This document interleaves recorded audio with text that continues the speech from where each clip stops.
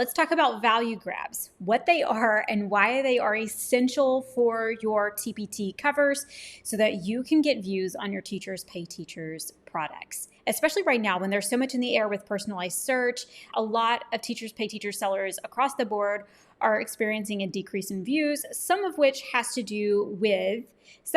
by the way, has to do with the over-reporting of views that was happening on Teachers Pay Teachers at least last year through August 8th. And so some of that is not having accurate views represented for last year, but a lot of sellers are experiencing what they believe is to be a decrease in views that's leading to a decrease in sales. So we're going to be talking about how to put your best foot forward on your cover so that you can increase product views and get more sales on Teachers Pay Teachers. So let's talk about this first. What is a value grab? A value grab is a value statement or a statement about the value of your product that grabs the buyer's attention. Now, you've probably never heard specifically of a value grab before because I think I came up with that sometime last year. So while you may have never heard specifically the term value grab before, you've probably heard about how important it is to highlight the value of your product on your cover. And we're going to be talking about ways that you can do that today, where this value grab should go, and how do you know what the value grab should be. So let's start with just some examples of what a value grab can be. A value grab can be something like this, where I put on my cover that there are 3 activities inside of this partner pack. So I have this set of resources within my store. They're called partner packs, and each product contains an activity pack or a set of 3 different activities for that specific topic. And when I first listed these resources, down at the very bottom of my cover, I just put partner pack. And the thing about it is that no one really knew what a partner pack was. They could assume based on the cover that it was different activities and that obviously it had something to do with partner work. But by simply changing that to 3 partner activities, I'm highlighting the value of my product compared to the other resources that are showing up in search around them. So what a value grab does is it does 3 things. Its primary purpose is to grab the buyer's attention and to have them focus on the value that your product has to offer. The second thing that it does is it justifies your price as compared to the prices that are all around you. I encourage you, if you haven't recently, to just go to TPT search and type in a competitive search term for something inside of your niche and just take a look at what pops up. If your search engine results look anything like mine, you might notice that you're seeing different price points than you were seeing even just several months ago. So for example, used to when I would type in something like solving equations or Pythagorean theorem, I would see a range of prices. I might see a couple of different Pythagorean theorem bundles. I would see prices between $3 and $5, and that's usually what kind of showed up in the first page of search results. Now I'm seeing more and more $1.50 resources or $2 resources or resources that are priced below $3. And I really think that this probably speaks to the fact that there are more and more buyers who are shopping in that lower price end range, which is to be expected when we're in a recession, right? That's to be expected that people are going to want to pay less for their resource than they're going to want to pay for eggs, right? So we have to really take that into consideration when we're showing up in search with our $4 or $5 resources. If I'm showing up in search and everything around me, all the products around me are priced lower than mine, then I need to make sure that my cover is helping me justify the price that's right next to it by really highlighting my value, okay? The next thing that value grab does is it tells what's different between my product and another product around me. So I may not have more, but I may have better, right? And so by utilizing my cover to highlight what I have that's better than my competitors, that is also going to help me really stand out. So my value grab helps me to grab the attention of the buyer who is scrolling through TPT search.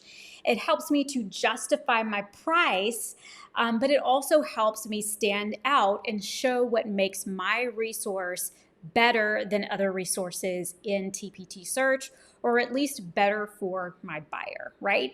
So that's what a value grab does. So let's talk about what your value grab should be and how to know what your value grab should be. For a lot of us, this is really simple. For a lot of us, value grabs is quantity, right? Especially when it comes to things like bundles, 27 activities or 500 plus pages or 30 days worth of notes, right?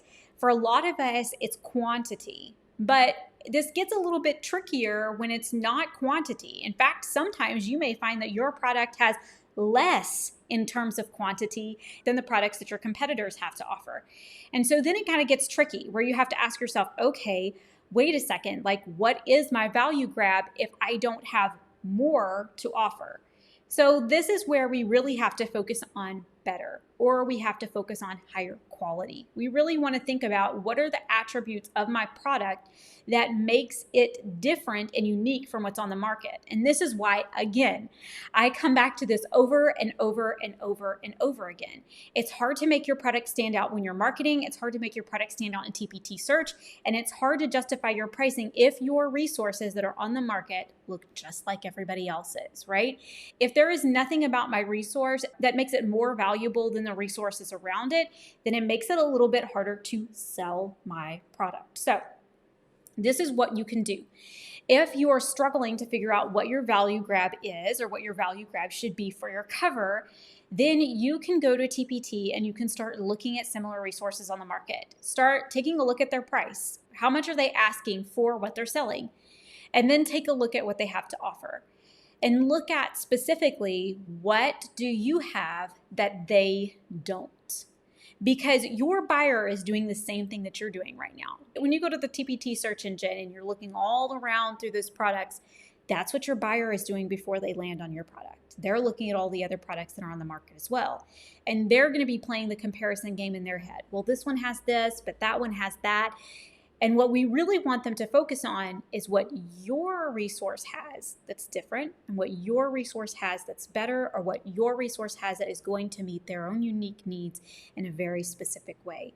And so as you're looking through these resources that are on the market, you're going to ask yourself, what does mine have that these don't? And that is where you're going to derive your value grab from. So earlier this week, I was auditing a member of RTA. I was auditing her store, and we were going through her store together, and we were looking at other resources that were on the market. And we realized that her resources had differentiated versions, whereas the other resources on the market did not. And so just being able to add to her cover 3 differentiated versions really helps to highlight the value that her product has to offer, even if it's the same number of pages, or even if it's less pages, even if the number of problems are less or fewer. There are ways that your product can meet a teacher's unique needs, and we want to highlight that on the cover. Now let's talk about what a value grab is not. A value grab is not a value speech, okay? We are not giving a paragraph or even a full sentence on this cover. We're not writing out in lengthy detail what makes our product better than theirs. And this is honestly something that a lot of new people do when they're new to TPT. They start off by trying to put absolutely everything on the cover. This is not a sales pitch. This is a 2 to 4 word phrase that is going to help catch the attention. And the reason it needs to be so short is because we want it to grab their attention. And I cannot grab their attention if they're squinting their eyes to read, right? I cannot grab their attention if they have to stop scrolling to sit there and to really focus and to read. That's not a grab. I want something that's going to jump off the page at them that they can read as they are scrolling to help stop that scroll. And so I want minimal text on my cover. And so that's where we're getting that 2 to 4 words. We want them to be able to read it as they scroll. All right. Now you might be thinking to yourself, now wait a second, because I've got stuff on my cover and it's all really important. And I'm not sure if any of them are value grabs, but I feel like all of it's really important. I've got the grade level. I've got the subject matter. I've got the content. I've got all of this information that they need to know on the cover. What do I take off? In order to fit this new thing, you're saying don't put more text on there. What do I take off? One of the things that you can take off that a lot of people are able to take off in order to make room for that value grab is something that you can show them instead of telling them. So if this is a digital product and I've got a computer on there and I can see that it's a Google Sheets game on the computer screen, or the student is playing on an iPad on the cover, I don't need to tell them it's a digital product. They can see that it's a digital product and I can take that off. Same for printable. I don't need to say that something is printable if they can see that these are PDF pages or printed pages, right? So if I can show them instead of telling them, then I would rather show them and then tell them the things that they can't see yet. That's what I would rather put on the cover. The other thing, if I have to be really choosy, is I might want to think about what isn't vital for them to understand. Do they need to know what the theme of the resource is? Can I put a piece of clip art there instead to kind of show them that it's a snowflake theme? Can I put a snowflake on it? And then sometimes I need to just be choosy. Sometimes there's more than one thing about my resource that makes it valuable or valuable or justifies the price. So for example, if I have something that's both self-checking and editable, and let's say for some reason I can only fit one of those two things on there, then I may really have to choose and stop and think, what is going to be more appealing to the teacher? Are they going to care more that it's editable, or are they going to care more that it's self-checking? And I might have to go off of feedback from previous resources that I've used and just think to myself, what is more important to my target audience? And that's the thing that I'm going to put on the cover. One last thing that we want to note about a value grab, because this is really important, is that you want to make sure that this is actually big enough for them to see. I see people sometimes putting a value grab on there, but it's so tiny that they cannot read the value grab text without hovering over the screen. And we really want to think about the fact that if it really truly describes the value that our product has to offer, it really needs to have enough space on the cover for people to actually be able to read it. So we want this thing to be big, bold, and legible. Now, inside of the free Rebranded Teacher Facebook group this week, we are going to be sharing value grab examples on our own covers. So if you have a cover in your store that has a value grab on it, come pop into the Rebranded Teacher Facebook group and share your cover with a value grab so that others can see. Or if you want to come see examples of covers with value grabs, we are going to be sharing those inside of the Facebook group as well this week. You can also at any time inside of our free Facebook group, pop in and ask for some feedback on a cover or feedback on a product description. There are thousands of sellers within the Rebranded Teacher community who would love to help and answer your questions. And so if you are struggling to get some views, I encourage you to update your cover, add a value grab to it, and then come ask the Rebranded Teacher community for some feedback on your cover, because we would absolutely love to help you. Next week on the podcast, we are having Brittany Verlinich, who is going to be talking about Facebook groups and successfully running a Facebook group to help you build your business.